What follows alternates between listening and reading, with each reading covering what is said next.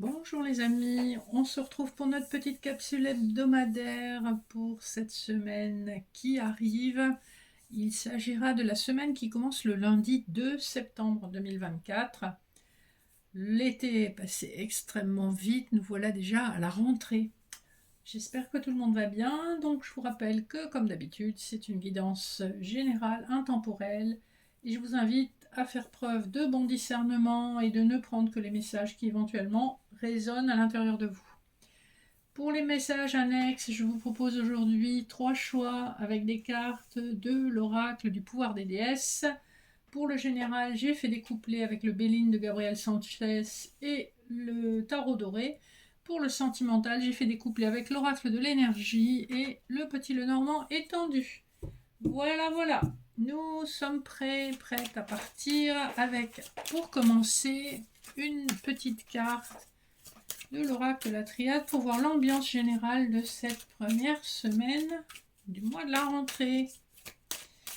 Alors, est-ce qu'on peut me donner une énergie générale pour cette semaine, s'il vous plaît?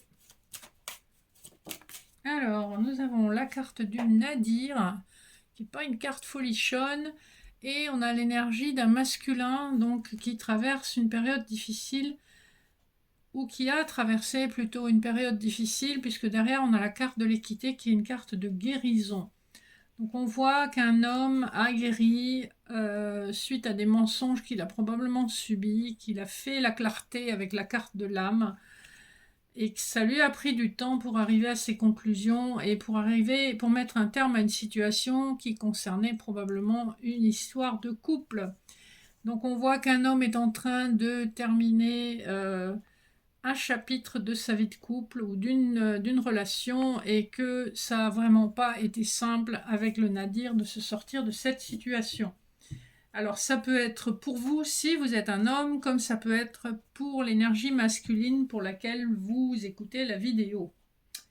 Vous voyez comment ça résonne pour vous. Donc on va commencer avec les couplets généraux.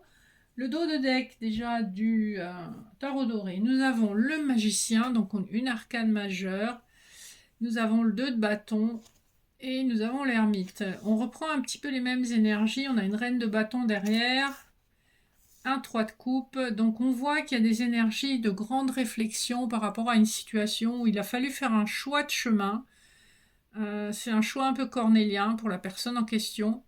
Mais avec le magicien, on vous dit qu'on est quand même dans des énergies de renouveau, de capacité, de potentiel, et on a tous les outils en main pour arriver à ses fins, qu'elles soient professionnelles, financières, matérielles ou même sentimentales. Le dos de deck du Béline, nous avons la carte du vol-perte, la nouvelle et l'accident. On a aussi la grâce derrière. Ici, clairement, il est question de discussions autour de disputes, autour de désaccords. Et malheureusement, on est dans une énergie de perte, hein, avec vol-perte. On vous a pris quelque chose, ou on vous a trahi d'une manière ou d'une autre, et ça a un impact direct sur votre situation actuelle. Alors ça peut être du professionnel, comme du financier, comme du sentimental. Vous voyez comment ça résonne. Le premier couplet de la semaine, nous avons l'intelligence et le 4 de coupe. Donc on a des projets, on a des plans, on veut faire des choses, on se renseigne. Et en même temps, on a une énergie avec le 4 de coupe, une énergie de nostalgie.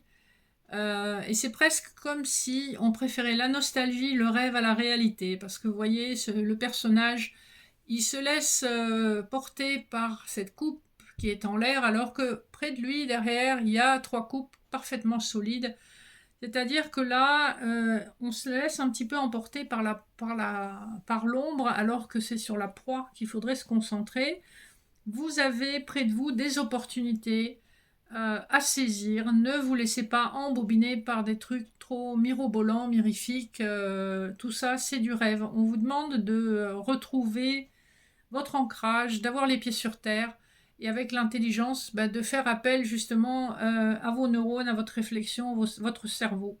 Donc restez un petit peu de marbre par rapport à une situation et analysez les tenants et les aboutissants avant de vous décider. En numéro 2, nous avons le retard et le valet d'épée. Donc le retard signe évidemment quelque chose qui a pris du temps. Le valet d'épée nous parle d'une conversation ou d'une révélation qui arrive et qui est plutôt faite sur le plan, on va dire, verbal, intellectuel, dans sa tête plutôt que dans son cœur. On n'a pas beaucoup d'expérience, on ne sait pas trop comment mener cette discussion. Et c'est un petit peu pour ça, il y a probablement des peurs qui font que cette discussion, quel que soit le domaine, a été retardée. Là, on voit qu'il y a une roue qui est bloquée, et en plus, le retard, c'est une carte de Saturne qui signe une extrême lenteur dans ce jeu, qui nous parle même d'un projet qui va durer ou s'étirer ou se retarder jusqu'à la fin de l'année. Alors, ça nous donne une énergie, c'est peut-être pas vrai pour tout le monde, prenez comment ça vous parle, mais l'idée c'est que c'est extrêmement long et que probablement depuis le début du projet jusqu'à son aboutissement, vous serez dans des durées proches de 12 mois. Ensuite, alors j'ai 2 cartes qui sont venues, donc je les ai prises. On a le changement, l'héritage pour le Béline, et on a l'impératrice. Ici, on nous parle d'une énergie féminine qui a repris son pouvoir, qui a su s'imposer face à sa famille, face probablement à un ex-partenaire aussi. Et c'est une féminine qui a repris complètement son pouvoir et qui ne se laisse plus écraser. Elle a toute sa puissance intellectuelle, toute sa puissance sentimentale, toute sa puissance maternelle et toute sa puissance professionnelle. Voilà, l'impératrice représente tout ça. Et elle a changé pour le mieux. Elle a laissé un passé plus souffrant derrière elle. Et elle est en pleine possession de ses moyens. Donc sur le général, voilà un petit peu les messages que vous avez pour cette semaine. Et on va passer au sentimental avec le dos de deck du petit Lenormand. On a la trahison avec le serpent, voire la transformation. On a la lune et on a le pont et une énergie masculine. Avec le sarcophage derrière, on nous confirme qu'il y a une transformation qui s'est faite dans le temps, qui est assez radicale avec le sarcophage. On ne change pas juste un petit peu. Il y a une ouverture qui se fait au niveau du cœur et des ressentis. On voit que c'est une période transitoire qui va durer quelque chose comme 28 jours, une lunaison. Et on voit qu'on a un changement de peau qui s'effectue dans ce cadre-là. On peut le voir comme le symbole de la trahison, le serpent, mais en l'occurrence, avec cette énergie du sarcophage, j'opterai davantage pour le changement de peau. En dos de deck de l'oracle de l'énergie, nous avons une porte qui s'ouvre vers un amour romantique qui fait envie à une personne en particulier mais qui suscite beaucoup d'indécision. Et on voit que c'est une relation qui est guidée spirituellement. C'est pas un hasard si vous vous tournez vers cette relation. Voilà ce qu'on nous dit. Ensuite, premier couplet de la semaine, nous avons la famille heureuse et le chien. Donc on nous parle d'un lien d'âme-sœur indestructible et qui va vraiment vous mener au bonheur. Il y a de la loyauté, il y a de la fidélité, il y a de la continuité, et il y a de la durée avec ces cartes-là. On est dans la construction, l'arc-en-ciel protège aussi. Vous êtes protégé par le divin. Et il y a beaucoup de stabilité avec le chiffre 4. Le 18 dans le tarot rappelle la lune, donc rappelle le foyer. Et malgré les apparences, on a de la fidélité. Voilà. Et la roue va tourner. En milieu de semaine, nous avons des contraintes financières, mais une guérison qui s'effectue au niveau karmique avec la carte de l'arbre. Le chiffre 5 marque une transformation et le chiffre 13 nous ramène aussi à la lame sans nom, la transformation, le changement radical. Alors, en fin de semaine, on vous annonce un cœur brisé et un labyrinthe. Donc, on voit que très probablement, vous faites le bilan sur cette situation sentimentale qui vous a complètement déstabilisé, détruit ou détruite et qui vous a perdu. Vous ne saviez plus qui vous étiez, ce que vous vouliez, pourquoi ça n'avait pas fonctionné. Je pense que c'est l'heure du bilan et on sent bien que quand même on fait une réflexion sur le passé, pas pour réactiver la douleur, mais pour se rendre compte qu'on a énormément souffert et on a fait énormément de sacrifices et qu'il est temps maintenant de sortir de ce labyrinthe, hein. Euh, J'aurais eu que des cartes comme ça tout le long, je vous aurais dit, ouais, on en a encore pour un moment. Alors effectivement, il y a encore des choses qui doivent évoluer et changer pour que la situation s'assainisse, mais on sent qu'on est quand même dans de bonnes énergies d'une manière générale et que on va laisser ces énergies très toxiques, négatives, blessantes, on va les laisser derrière soi parce qu'on sait on a eu à prendre du recul et de la hauteur par rapport à une situation très invalidante, très blessante, qui nous a fait perdre le nord, qui vous a déboussolé. Donc on sait que là, on est enfin sur le bon chemin pour sortir de ce labyrinthe. Je serais curieuse d'avoir vos commentaires là-dessus. D'ailleurs, si vous pouvez mettre un petit message, ça me fera toujours plaisir. Alors, on va passer au message annexe avec l'oracle du pouvoir des déesses. Donc en 1, nous avons la carte de l'alliance qui vous invite soit à vous associer à quelqu'un, soit à vous unir à quelqu'un.